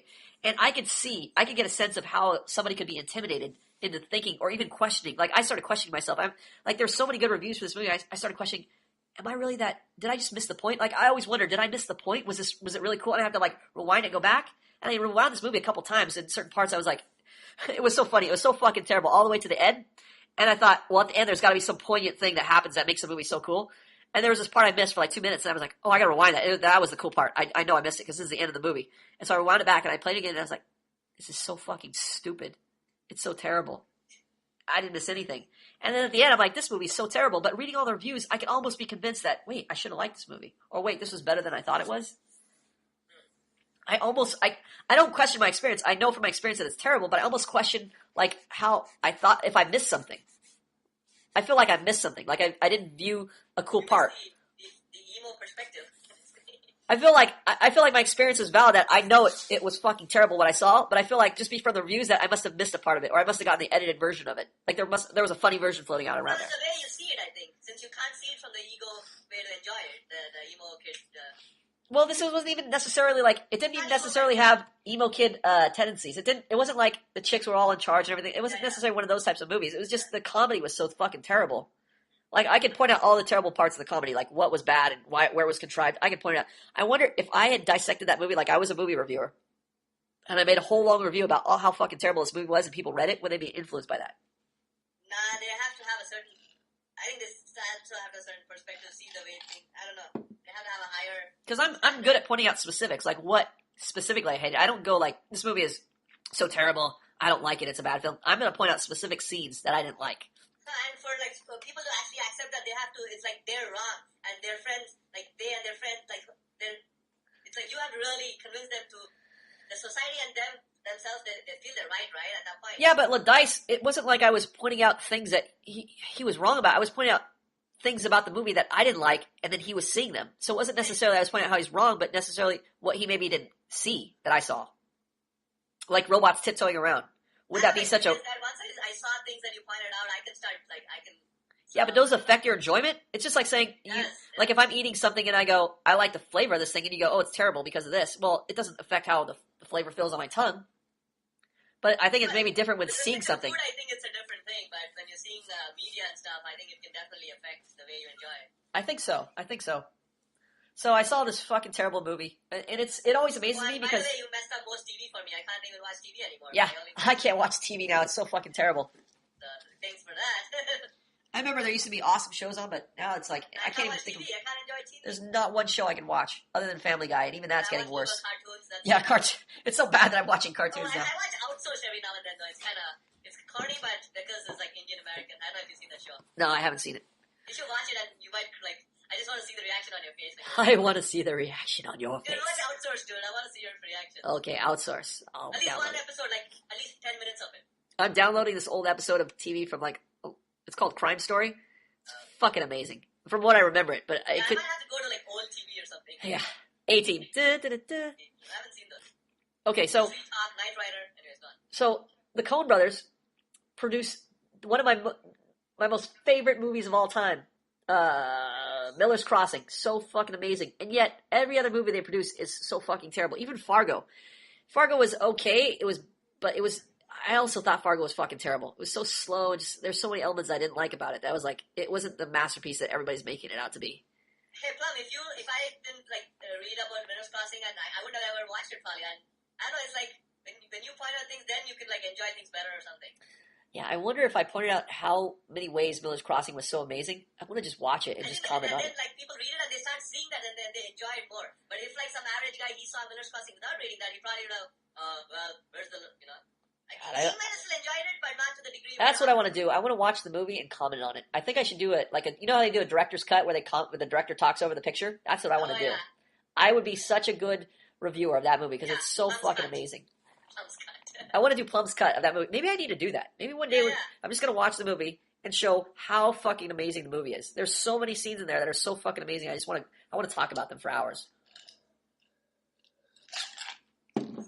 Maybe we'll do that. We have to have class soon. I forget when we're supposed to have class. I think we're supposed to have class. And still most of the guys in India and stuff they all think Friends is still funny. Friends to go. I can't remember this. I'm trying to think of what's the theme song?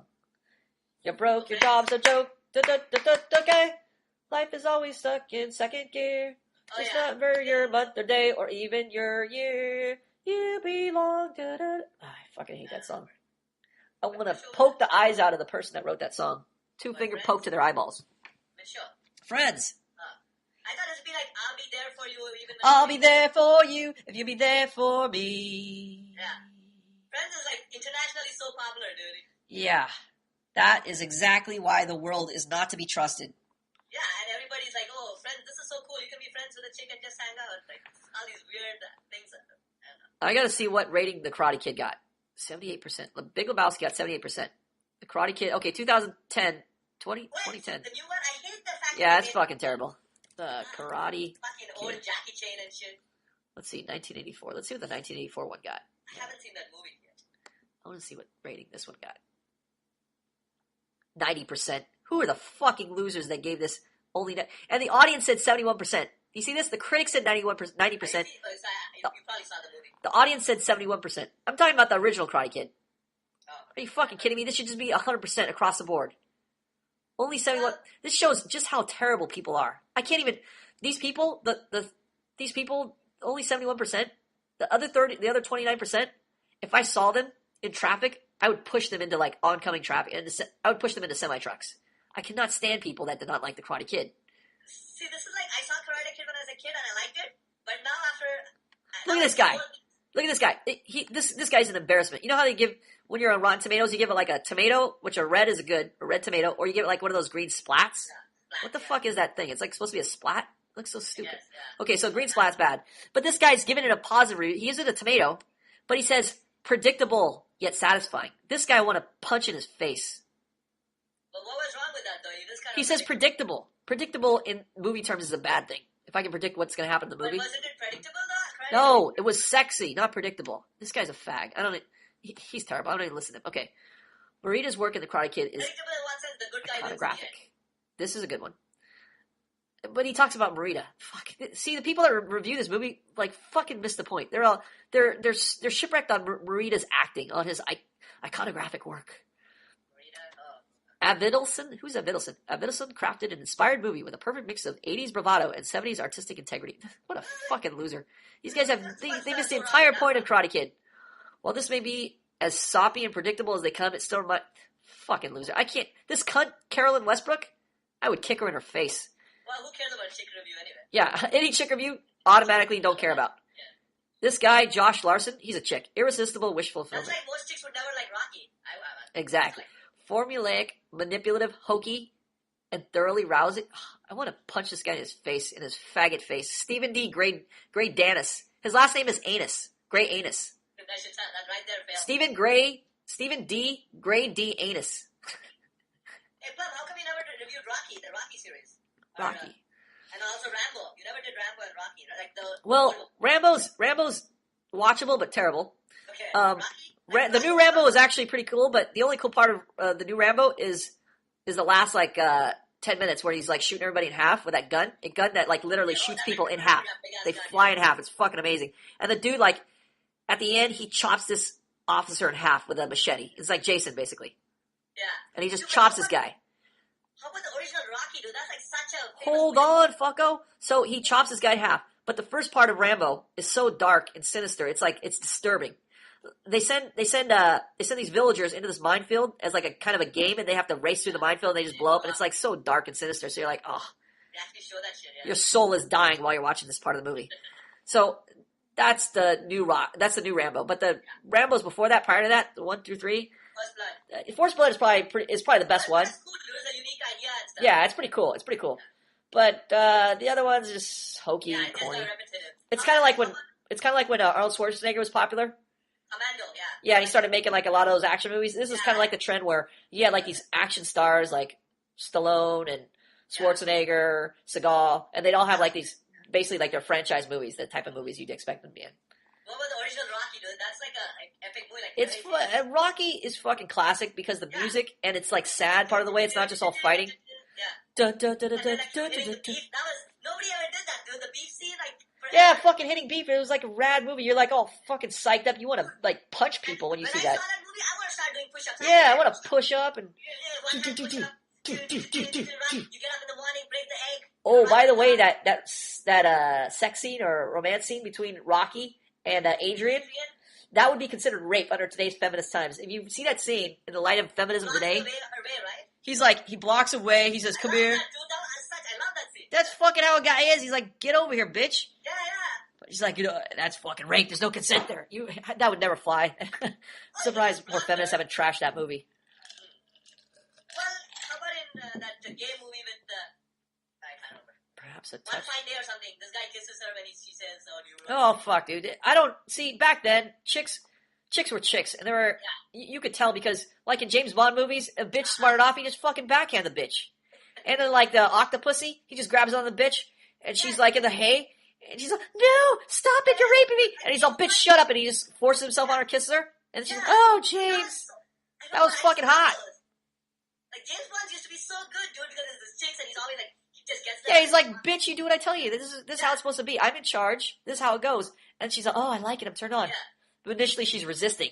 And then she's like, submits to him. That's the hot part. But now it's like all these faggy, like, you have to sign the permission slip to kiss the girl. Yeah, Hey, can I hold your hand? Here, sign this X right here. Fucking terrible. Fucking terrible. Everybody's like a faggy high school kid in romance. Like, nobody knows what to do. Everybody's like an emo kid. The worst is when you're waiting for the chick to, give you the permission. Yeah. Chick's gotta give you the permission. You're stupid. You don't know what you're doing. She's always smarter than you. It's fucking exact opposite of James Bond movies. What was that new faggy movie? No, some superhero. Anyways, the guy in Kick-Ass is also in that movie. I hate that guy. Kick-Ass. Who's the dude in Kick-Ass? Like the chick is telling him everything. Oh, what's his name?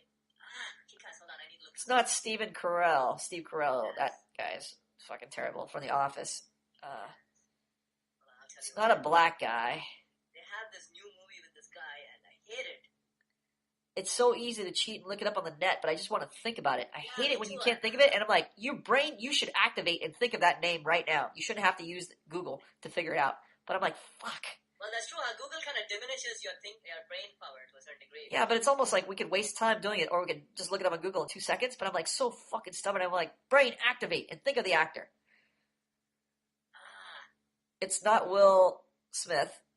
He's a terrible actor. Kick-Ass is some kid. No, I'm talking about the guy, the dad.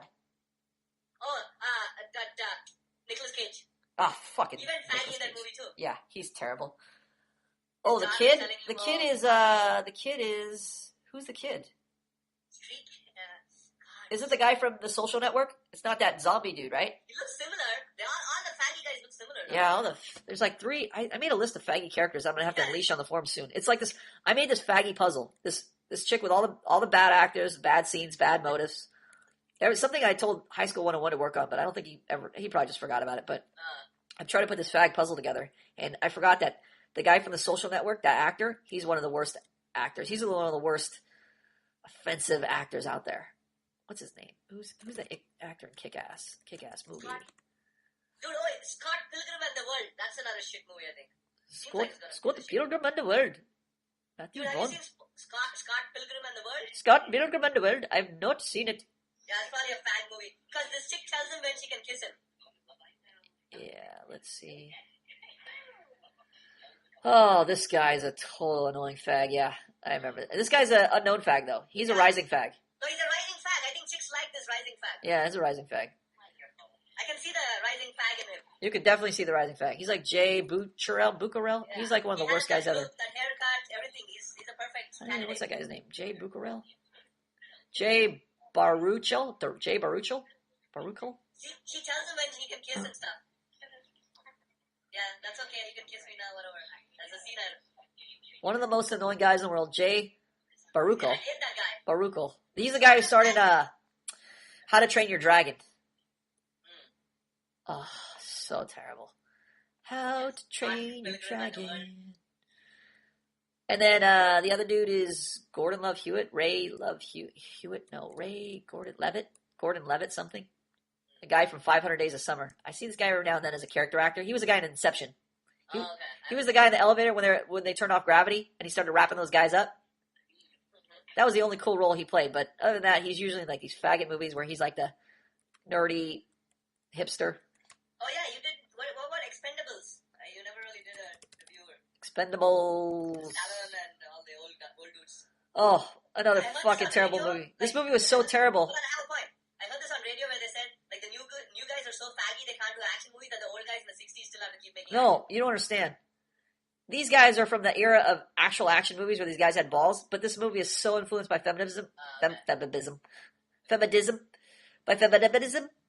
it's so fucking terrible. Okay, first of all, Jet Li's a total fag, so we can X him out. Yeah, Jet Li is obviously. Jason Statham? Yeah. He's the dude from, what's he in, The Enforcer?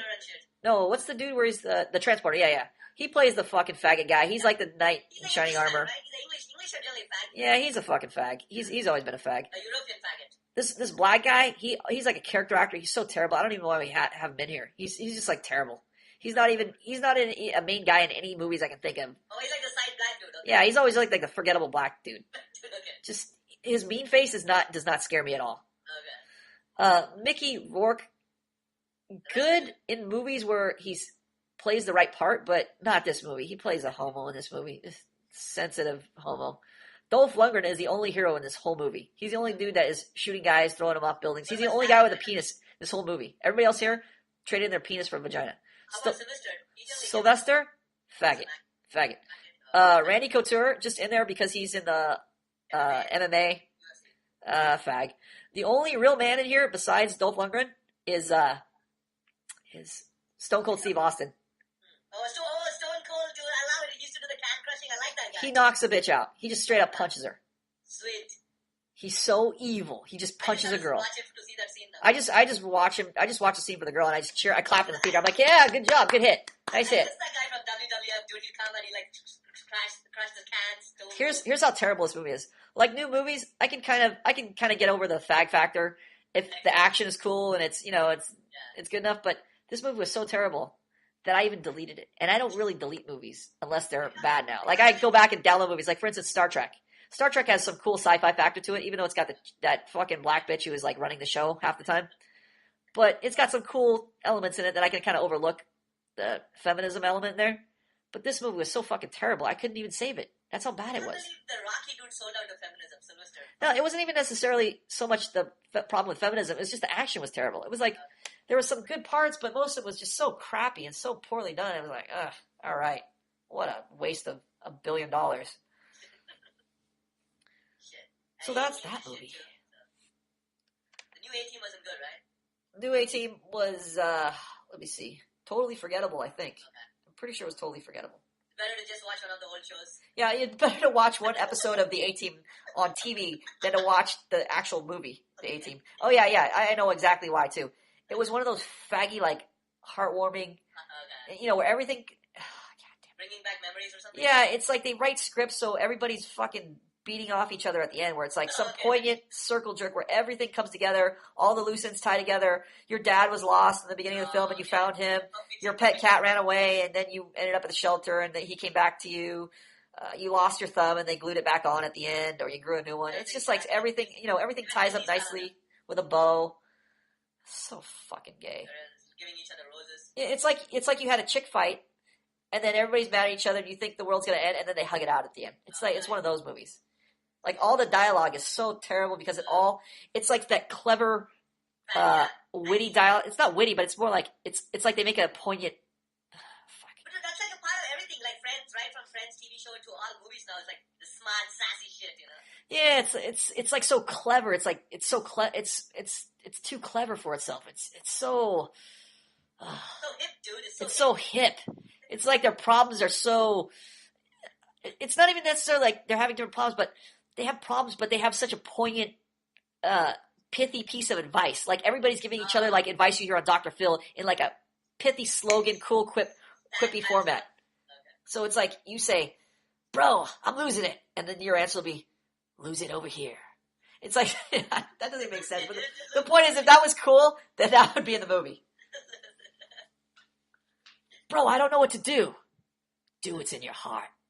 That would be the answer. That would be in the movie. I could write that into the movie. It's And stuff like that. That's supposed to be like epic. Then. You're supposed to go, oh fuck, I'm getting a heart on. This is so epic and cool, and everything comes together. Everybody's friendly at the end. All the loose ends are tied. This is the great advice. Everything is momentous. It's momentous. It's so poignant. It's so touching and charming and witty and funny all at once. And you're like, fuck. The only way to save those type of movies is everybody has to die. It's just like everybody has to have C4 strapped to them, and they all have to just explode. That's the only way. 2010, there hasn't been a movie that's really stood out where you liked. I can't fucking think of one movie. I mean, has there been one movie I can think of that I've liked? 2010, come on, at least one, dude. Nothing where you. Oh yeah, no. Still, 2009, at least you had Watchmen again. one of the greatest besides Watchmen. That was 2009, I think. I can actually watch Watchmen. That was 2009. Okay, well, fuck. What about what's that Fox movie? Fantastic Mr. Fox. That's cartoon, but what about with real people? I didn't even like that because I like the mood of the movie, and it's such a great mood movie that Fantastic Mr. Fox. So nothing in 2010. I can't think of anything that. 2010 is a failure. 2010 is another failure. Yes. 29, you had at least Watchmen, and maybe another one. Yeah, it's so hard nowadays to find a movie. You know what's funny, kind of surprising is, despite all the faggy dialogue, here's a perfect example. The Social Network, it had like faggy dialogue galore, squeezed into it, like all smart, pithy, sassy, poignant, witty, charming Oprah dialogue, all squeezed into one. That's exactly like what it was like watching. What was that faggot movie I was just describing? Social Network? Yeah, no, the one right before it that I just hated. Was it The Expendables? Which one had all the cool, clever dialogue? No, A-Team. Yeah, I think they wrote the same writer. Must have wrote the same movie because that was that type of dialogue. But just because of the film took place not in action sequences, but in the interplay between the characters, I actually was surprised by The Social Network. As fucking retarded as it started out, it actually was not that terrible. I actually liked parts of it. I actually didn't delete it, which was shocking to me because it had one of the most hated actors of all time. That guy from Zombieland, the guy who was, the faggy guy from Zombieland, the chick guy who stars in, what else does he star in? Oh, I can already picture some faggot. Yeah, I want to hit him in his. I want to hit him in his tits. I hate that guy. Oh, okay, Bob. People in power would like people to have to be in this emo state, then people in power can keep doing whatever they want to do.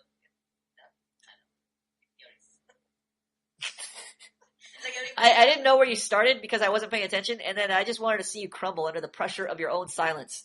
To see if you could stand the silence. The strange thing is, the ironic thing is, this girl had a lot of pauses. You'll hear the podcast later. And she did the exact same thing and crumbled just like you. Well, not as dramatically. You crumble? In addition to giving me the silence. No, but you crumble. I can't see your face right now. I'm just looking at the other screen. But when you crumble, you crash and burn. It's like pieces of your airplane fly off and the whole thing explodes. I think you're looking at me while you're being silent. I think you're looking at me while you're being silent, and that adds to it. It adds the pressure.